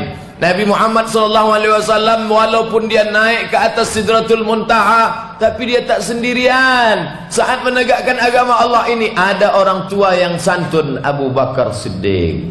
Ada anak muda yang hebat, Umar ibn al-Khattab. Ada anak muda yang cerdas, Ali bin Abi Thalib. Ada perempuan yang kaya, Khadijah. Ada perempuan yang menolong lagi, Asma binti Abi Bakar. Ini semua menjadi sahabat-sahabat menolong agama Allah. Termasuklah dalam proses membersihkan hati. Setelah bersih barulah dibawa oleh Jibril alaihi salam menuju satu tempat bernama Al-Masjidil Aqsa. Datanglah orang bertanya kepada Nabi SAW, wahai Rasulullah, apa masjid yang pertama dibangun? Masjidil Haram. Setelah itu Masjidil Aqsa. Kam bainahuma, berapa jarak waktu antara Masjidil Haram dengan Masjidil Aqsa? 40. Tapi Nabi tak menyebutkan 40 hari, 40 saat, 40 tahun, 40 abad. Dia tak sebut. Pokoknya ini masjid kedua, Masjidil Aqsa. Momen Isra Mi'raj mengingatkan kita tentang penderitaan saudara kita di Masjidil Aqsa. Paling tidak satu hari bukalah itu web gambar Masjidil Aqsa. Penjara terbesar di dunia, Gaza. Di tembok Israel keliling. Ini Masjidil Aqsa di atas. Ini keliling nih sudah mereka gali nih. Digali. Masjidil Aqsa tinggal menunggu runtuh jatuh saja ke bawah lagi. Kenapa mereka menggali itu? Karena kata mereka ada Temple of King Solomon, ada kuil Nabi Sulaiman, kata dia di bawah tu mau dibangunnya naik ke atas. Persis seperti kata orang India waktu mereka menghancurkan masjid di India. Masjid besar India itu hancur. Waktu dihancurkan, apa alasan orang Hindu? Kenapa kalian hancurkan masjid ini? Apa kata orang Hindu? Di bawahnya itu ada kuil Dewa Hanuman, dewa monyet. Sudah puluhan tahun masjid itu hancur, tak keluar-keluar monyet sampai sekarang. Keluar di Antv, itulah yang ditonton Mahabharata. Anak-anak pula menonton Little Krishna. Apa maknanya Bapak Ibu? Tak Yahudi, tak Hindu, alasannya sama. Masjid kalian itu di bawahnya ada kuil nenek moyang kami. Na'udzubillah, na'udzubillah, na'udzubillah. Kalau naiklah kaum musyrik berdiri, mungkin mereka pun akan mengatakan itu di bawah Masjid Raudatus Solihin itu ada istana entah dewa apa pula, kata dia. Bapak Ibu yang dimuliakan Allah Subhanahu wa taala, mengenang Masjidil Aqsa. Sekarang kalau menengok gambar Masjidil Haram, oh, menengok gambar Masjid Nabawi, Masya Allah. Pernahkah orang menyandingkan 3 gambar, Masjidil Haram, Masjidil Aqsa, Masjid Nabawi? Padahal dalam satu hadis Nabi menyebut 3. Siapa yang salat di Masjidil Haram 100.000, siapa yang salat di Masjid Nabawi 1.000, siapa yang salat di Masjidil Aqsa 500. Kenapa ini tak disandingkan? Ini megah, ini mewah di bawah kerajaan Saudi Arabia, tapi ini di bawah tentara Israel laknatullah alaihim ajma'in. Yang paling mengerikan, ternyata yang membelikan peluru untuk menembak saudara kita itu bukan orang lain. Yang membelikan pelurunya orang Islam. Kita di Pekanbaru ini 1 juta orang. Kalau 1 juta itu diambil duitnya 200 perak saja, 200 perak kerincing, 200 perak satu orang, itu satu hari sudah 200 juta. Nampaknya kecil. Bapak Ibu warga Pekanbaru, besok pagi tolong bawa duit kerincing 100 perak, kumpulkan di depan kantor wali kota. Oh, bertonton itu. Kalau ditimpakan ke orang mati langsung. Apa maknanya? 100 perak satu hari itu kali 1 juta, 100 juta. Ternyata kalau kita beli sampo 100 perak dari sampo, beli sabun 100 perak dari sabun, beli ayam goreng 100 perak dari ayam goreng. Kemana itu duitnya? Dikirim melalui transfer bank. Karena mereka buka perusahaan dengan sistem franchise. Izin lisensi aslinya Inggris, Perancis, Amerika, Yahudi. Apa daftar perusahaannya Pak Ustadz? Cari di internet. Kalau di Mesir itu daftarnya dibuat panjang, dicetak, ditempel di dinding masjid. Buat digambar di situ. Zaman saya dulu sedang pembantaian luar biasa. Dibuatnya di pengurus masjid, dibuat itu daftar, ini produk yang tak boleh dibeli, kalau dibeli 1 sen akan dikirim untuk membunuh saudara kita. Dibuatnya gambar anak bayi yang perutnya berlubang ditembak oleh Israel, pelurunya dari Anda. Begitu pendidikan, tapi kita tak disadarkan. Seorang ulama, saya tak sebut ulama lah, ustaz, ceramah di Masjid Agung An-Nur. Mari kita ganyang Amerika, mari kita serang Israel. Allahu Akbar. Oh, jamaah pun Allahu Akbar. Tiba-tiba dia mau naik pesawat di airport, delay, pesawatnya delay. Maka datanglah orang membawakan makanan produk Amerika. Ada jamaah yang paham. Ustaz tadi yang di masjid ingin mengganyang Amerika kan? Iya, karena menolong Israel. Iya, ini kan makanan Amerika. Pegangnya, betul, Amerika itu harus kita ganyang. Bapak Ibu yang dimuliakan Allah Subhanahu wa taala, tanpa kita sadari ini Isra Mi'raj. Cerita Isra Mi'raj bukan mengawang-awang Nabi naik kuda bisa terbang, kudanya bersayap. Ini film karton. Momen Isra Mi'raj mengingatkan kita tentang Palestina. Kalau Bapak dengar rekaman tausiah ceramah khutbah, dengar satu-satu pas bagian doa, insyaallah kalau ada itu saya lupa, tapi paling tidak insyaallah tak terlupakan. Diselipkan di dalam doa itu, Allahumma ansur ikhwanana al-mujahidin fi Palestin. Ya Allah, tolong saudara kami di Palestina. Anak-anak Bapak Ibu tontonkan, bukakan YouTube. www.youtube.com. Enter. Setelah terbuka YouTube, search, tulis Palestina. Di situ akan nampaklah orang Palestina, anak-anak Palestina. Jangan ditontonkan anak itu, ditontonkan Masya and the Bear. Nanti jadi beruang semuanya. Tontonkan, kau jangan malas sekolah. Nih tengok anak Palestina.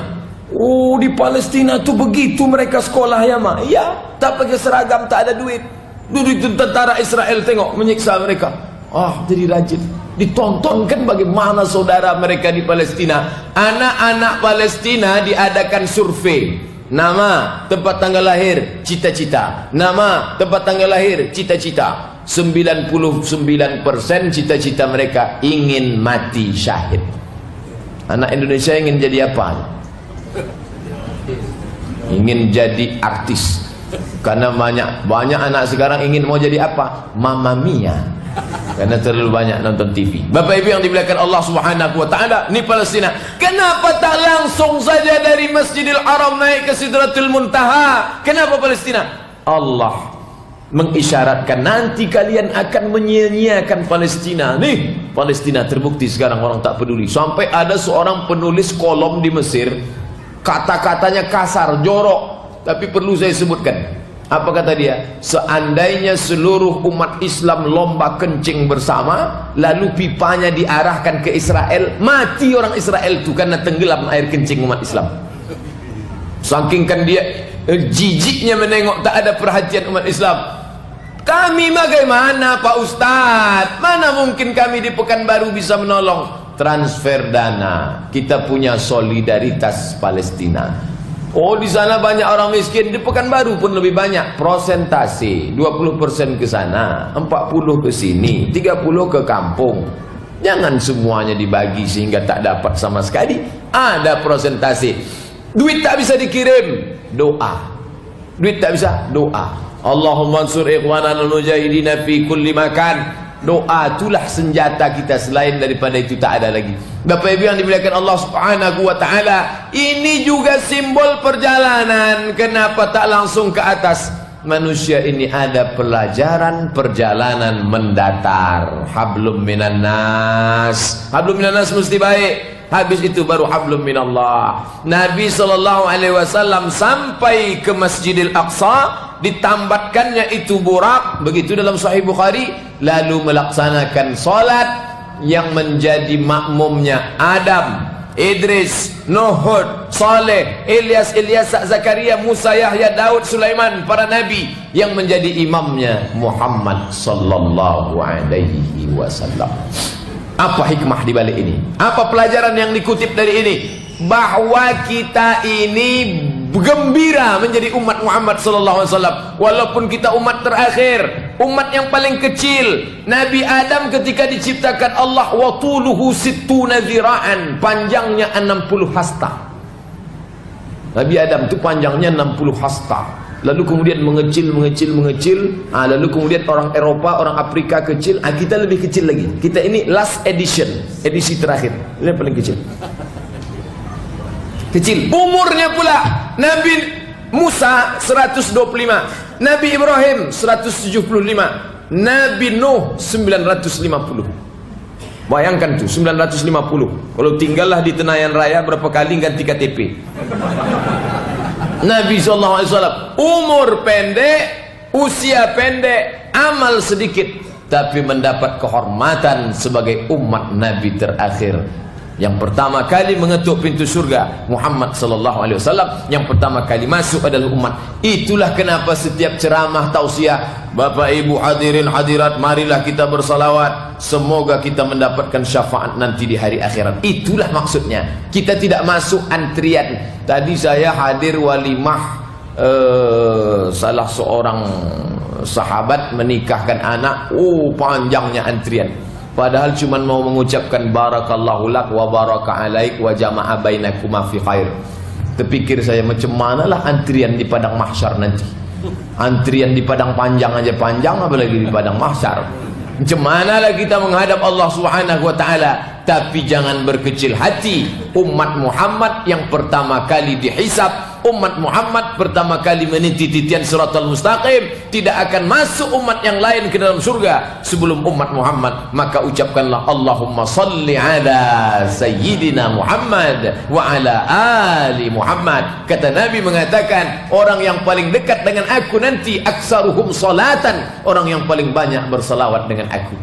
Bagaimana mungkin salawat kami itu dibawakan kepada engkau wahai Nabi Muhammad? Qad arimta, engkau sudah mati dimakan cacing tanah. Bagaimana mungkin salawat kami itu dibawakan kepada engkau? Innallaha harrama 'alal ardi an ta'kula ajsadal anbiya. Allah mengharamkan bumi memakan jasad para nabi.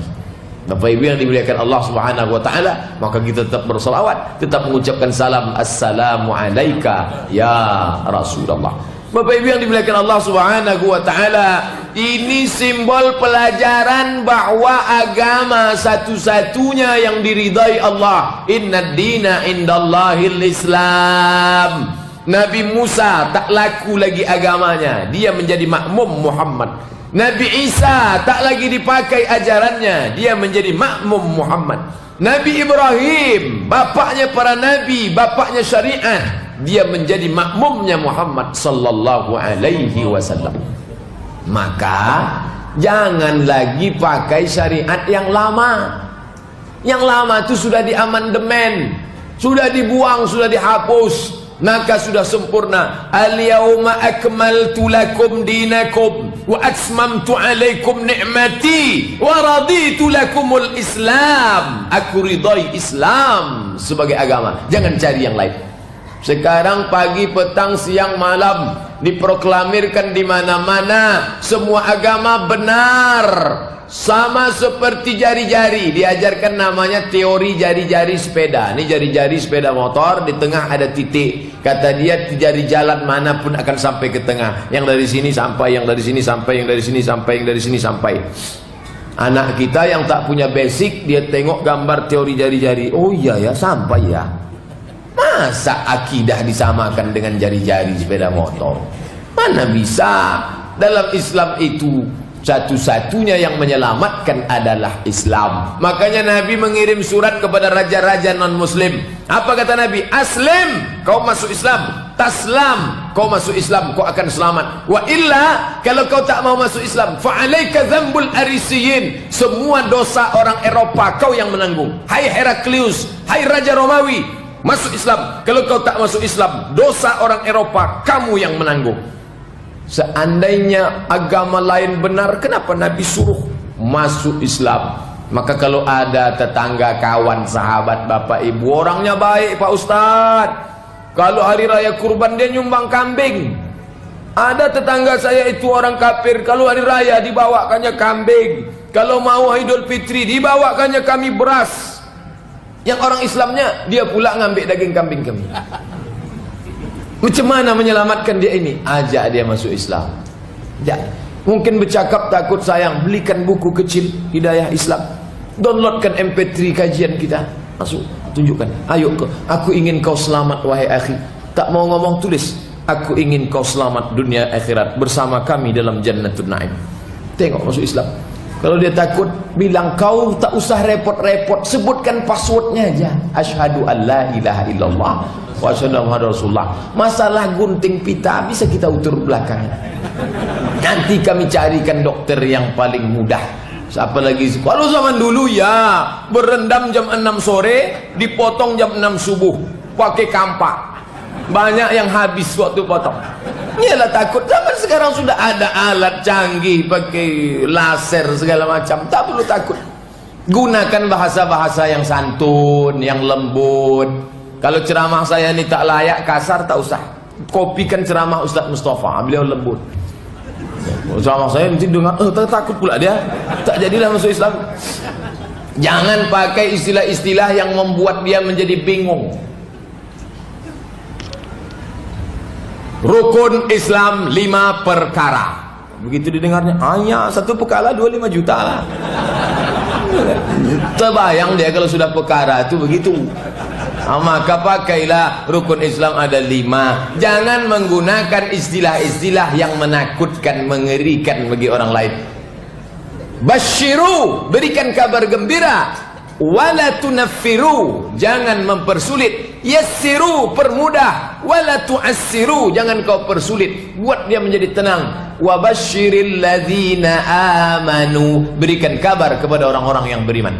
Bapak Ibu yang dimuliakan Allah Subhanahu wa taala, puncak dari perjalanan ini tak lain tak bukan adalah salat. Nah, ini yang jadi intinya, salat. Ustaz tak usah lagi cerita salat, kami ini memang sudah salat. Ustaz kan menceramahi orang salat. Ustaz Abdul Somad menceramahi orang dalam masjid. Ustaz Abdul Somad menceramahi orang yang sudah sholat. Tapi ada saudara kita nun yang jauh di luar. Dia dakwahnya di mana? Di tempat game online, di tempat PlayStation, di tempat orang jual tuak kamput, di tempat lokalisasi. Dia bukan ustaz, bukan LCMA. Masya Allah. Setelah orang dibawanya ke masjid, barulah diceramahi Ustaz Abdul Somad. Ustaz Abdul Somad hanya numpang baleho aja. Saya tengok gambar saya tadi. Bisa juga nih coblos nomor 2 katanya. Apa maknanya Bapak Ibu yang dimuliakan Allah? Jangan merasa kecil karena kita tak ditampakkan orang ramai. Bahkan justru yang perannya besar itu yang tak nampak. Ini contoh tiang. Tiang ini kan kokoh nih. Ini tiang besar. Yang nampak ini apa? Cat. Yang paling lemah di dalam tiang ini cat, tapi dia yang nampak. Orang akan mengatakan, cantik tiang ini, catnya putih mulus bersih. Padahal yang paling kuat di dalamnya besi. Besi tak nampak. Dia memang tak mesti nampak, tapi dia di dalam. Dia tak menampakkan diri. Dalam dakwah ini juga begitu. Banyak orang tak menampakkan diri, tak muncul ke permukaan, tapi dia berperan. Kalau saya bisa ceramah di kantor dinas, di kantor ini, di PTP, di perusahaan ini, saya yang jadi cat menyampaikan, tapi di dalam tu ada tiang. Dia yang ngatur, dia yang meramaikan, dia yang ngurus izin ke atas, dia yang ini menelpon bolak-balik, datang Pak Ustaz. Maka saya kalau sudah dihubungi, insya Allah Pak saya datang, karena tahu saya dia tertekan ini. Dia ini ibarat kue bingka di tengah, di bawahnya api, di atasnya api. Kalau sampai Ustadz sudah berjanji tak datang, oh ini sumpah 7 lapis ke atas, 7 lapis ke bawah, insyaallah. Karena dia akan menghadapi orang, malu dia. Ini peran, orang tak pernah tahu siapa penitianya. Tak, orang tahu di mana tadi pengajian, di anu siapa yang mengajarkan, Ustadz Abdul Somad. Masya Allah. Apa maknanya? Masjid ini diisi ceramah, tapi ada orang-orang yang berperan mengajak ke rumah Allah Subhanahu wa taala. Bapak mengajak anak, anak mengajak kawan, ibu mengajak sahabat, mengajak adik ipar, mengajak kerabat, mengajak tetangga. Ud'u, ajak mereka ke mana? Ila sabili rabbik, ke jalan Allah Subhanahu wa taala. Bergabung dalam masjid. Alaikum bil jamaah, hendaklah kamu berjamaah. Li'anna dzi'ba, karena serigala hanya memakan al-qasiyah, kambing yang memisahkan diri dari jamaah. Subuh berjamaah, zuhur berjamaah, maghrib berjamaah, isya berjamaah, maka menggabungkan diri dalam jamaah, datang ke masjid. Yang sudah berjamaah istiqamah, yang sudah di dalam jangan lagi sikut menyikut hanya perkara remeh temeh sepele. Musuh kita ini kristenisasi, musuh kita ini Syiah, musuh kita ini aliran kebatinan, musuh kita ini ateis. Kalau sudah datang ke masjid bersama, masalah-masalah kecil remeh temeh, na'mal fi mattafaqna, mari kita amalkan yang kita sepakati, wa na'tazir fi makhtalafna, mari kita berlapang dada menerima perbedaan. Masalah khilafiyah tak perlu diperbesar, tapi kalau sudah masalah prinsip, ini mesti ditegakkan. Prinsip perbedaan dengan Syiah, ini tak ada tawar-menawar. Kita memang berbeda secara usul, rukun imannya saja beda. Mereka meyakini beriman wajib pada imam yang 12. Siapa yang tak beriman kepada imam yang 12, kafir, halal darahnya. Oh, kita mana bisa begitu? Tak ada kita percaya kepada imam yang 12 itu. Rukun iman kita antu'mina billah wa malaikatihi wa kutubihi wa rusulihi wal yaumil akhir wa biqadri khairihi wa syarrihi. Itu yang diajarkan Nabi. Tak ada pula ditambah, berimanlah engkau kepada imam yang 12. Bapak Ibu yang dimuliakan Allah Subhanahu wa taala. Tapi dalam masalah-masalah khilafiyah fikih, Pak Ustaz, suara perempuan itu kan aurat. Tiba-tiba tadi perempuan pula mengaji, lalu didengarkan ramai-ramai. Kalaulah suara perempuan itu aurat, berarti malam ini aurat masuk ke telinganya semua. Dan yang paling panas nerakanya Ustadz Abdul Somad, karena dia yang paling dekat tadi. Dalil mengatakan suara perempuan aurat itu apa dalilnya? Mazhab apa? Ada satu pendapat, tapi bukan semua mazhab, pendapat kecil. Kata dia, sautul mar'ah aurah, suara perempuan itu aurat. Mana dalilnya? Ayat Quran, la takhada'na bil qaul, janganlah engkau bersuara mendayu-dayu, lemah gemulai. Kenapa tak boleh? Yatma'allazi fi qalbihi marad. Ada laki-laki ketika mendengar suara mendayu-dayu itu error dia langsung. Salah sambung. Assalamualaikum. Waalaikumsalam. Ini Pak Sukarmi, Pak Suparman, Pak enggak. Kalau ibu jumpa gitu jawab. Salah sambung. Itu tak boleh mendayu-dayu. Suara mendayu-dayu, ada laki-laki ini memang sakit dia. Ketika dengarnya suara itu, jangankan suara ibu, suara mesin aja dia bernafsu. Pulsa Anda tinggal 50 sen. Bernafsu dia dengar suara. Jadi yang mengatakan suara perempuan itu aurat, illat sebab haramnya itu yatma'allazi fi qalbihi marad, maka tak boleh bersuara mendayu-dayu. Adapun suara yang normal wajar, Aisyah mengajar. Datang sahabat bertanya kepada Aisyah, bagaimana Aisyah menjawab kalau suara itu aurat? Hai Aisyah, apa hukumnya perempuan yang rambutnya dikepang mau mandi wajib? Apakah kepangnya dibuka? Macam mana jawab Aisyah? Jawab. Macam mana jawab? Dia jawab. Kata dia, tak perlu dibuka kepangnya. Aku pernah mandi, kusiramkan saja air dari atas, sah. Tapi kalau mau dia buka, tak apa-apa. Jadi berbicara laki-laki perempuan untuk satu hajat tak apa-apa. Waktu baca Quran tadi, beliau baca Subhanallazi asra bi'abdihi layla. Masa ada yang bernafsu dengar? Kalau ada yang bernafsu mendengar ayat itu tadi, kita bawa langsung ke kilometer 11 Sumberantas. Begitu juga dengan nyanyi. Mana tahu ibu-ibu nasid, mau menasid. Saya termasuk yang tidak setuju kalau ibu-ibu nasid di depan bapak-bapak. Istri orang nyanyi di depan suami orang. Itu. Tapi kalau dia mau hiburan, mau ngasih tahu masyarakat sekeliling, tak apa-apa. Emperan. Dulu masjid kita ini ada emperannya. Sekarang emperannya masuk pula ke dalam. Nasid dengar bila Israel datang memanggil. Kalau ada yang bernafsu dengar lagu Bila Israel, itu memang gila, sakit. Jadi suara yang haram itu suara mendayu-dayu, lemah gemulai. Oke, masalah suara sudah selesai. Suaranya tidak Pak, tapi wajahnya kan ditengok orang. Ya nunduklah. Saya kalau jumpa sama ibu tadi, tak tahu saya, karena dari tadi saya nunduk terus, tak ada sakit. Nunduk. Ketik di YouTube. Nanti yang connect internet, ketik di youtube.com, buat search, tulis di situ. Oh, qori perempuan Mesir. Ada namanya Sumaya Dib. Itu qori perempuan. Sumaya Dib. Seandainya suara orang mengaji itu haram, maka masuk nerakalah semua syekh-syekh di Al-Azhar yang sudah mengizinkan Sumaya Dib.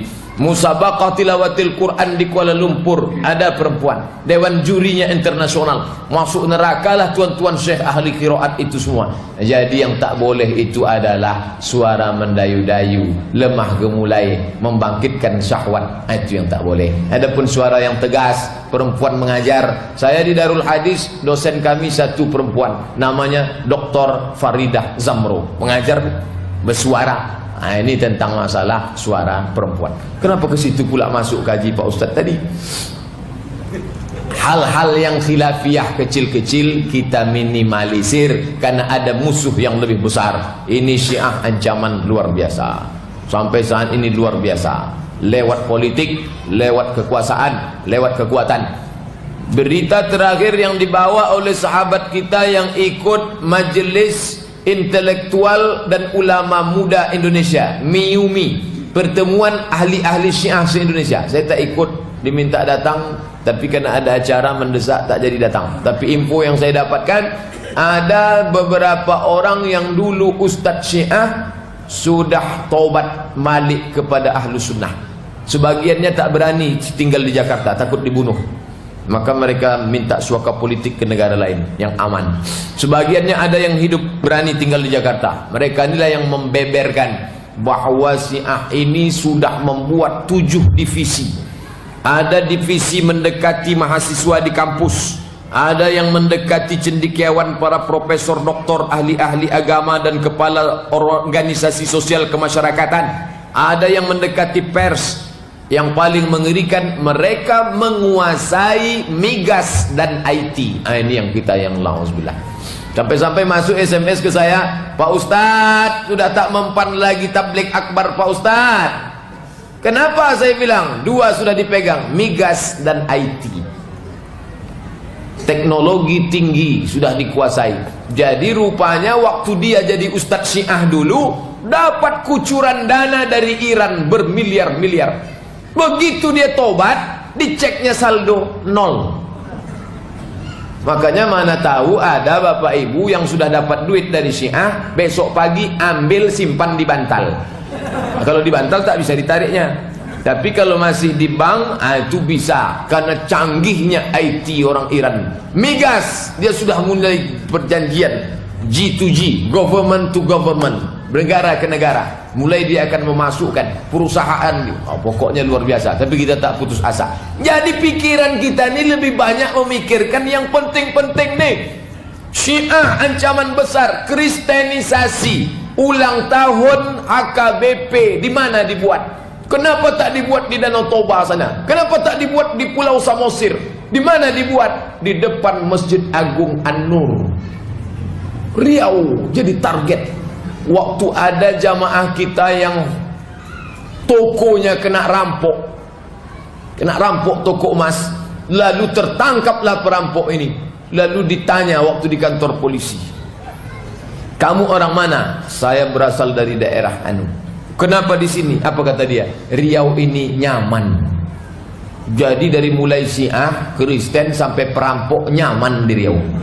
Maka hati-hatilah kita, karena kita ini memang masyarakat yang lembut, ramah, baik. Tempat lain tidak, kasar, main tujah saja, main tikam. Tempat kita tidak. Kelemahan dan kelembutan kita ini dimanfaatkan oleh orang. Maka jangan sampai yang sudah sama-sama di masjid sikut menyikut hanya masalah khilafiyah kecil, karena kita menghadapi musuh yang besar. Dan kita punya visi misi ke depan. Misi kita yang mesti kita wujudkan adalah mewujudkan Masjid Raudhatus Sholihin yang besar, yang megah di masa akan datang insyaallah. Amin ya rabbal alamin. Masalah jamaahnya ramai tak ramai tak diragukan lagi. Kalau sudah di Masjid Raudhatus Sholihin, masya Allah ramai. Apalagi di sini ramai, bukan sekedar ramai, asal habis acara pasti ada makanan yang dibilang. Bapak Ibu yang dimuliakan Allah Subhanahu wa taala, itu yang dapat saya sampaikan pada malam hari ini. Yang baik-baik datang dari Allah, yang tak baik dari hamba Allah yang dhaif. Mohon maaf banyak tutur kata menyinggung perasaan, tak berkenan di hati. Itu murni, tak ada unsur lain, hanya kelemahan dari hamba Allah yang dhaif. Terima kasih atas segala perhatian. Mohon maaf atas segala kesilapan. Subhanakallahumma wa bihamdika asyhadu an la ilaha illa anta astaghfiruka wa atubu ilaik. Wassalamualaikum warahmatullahi wabarakatuh.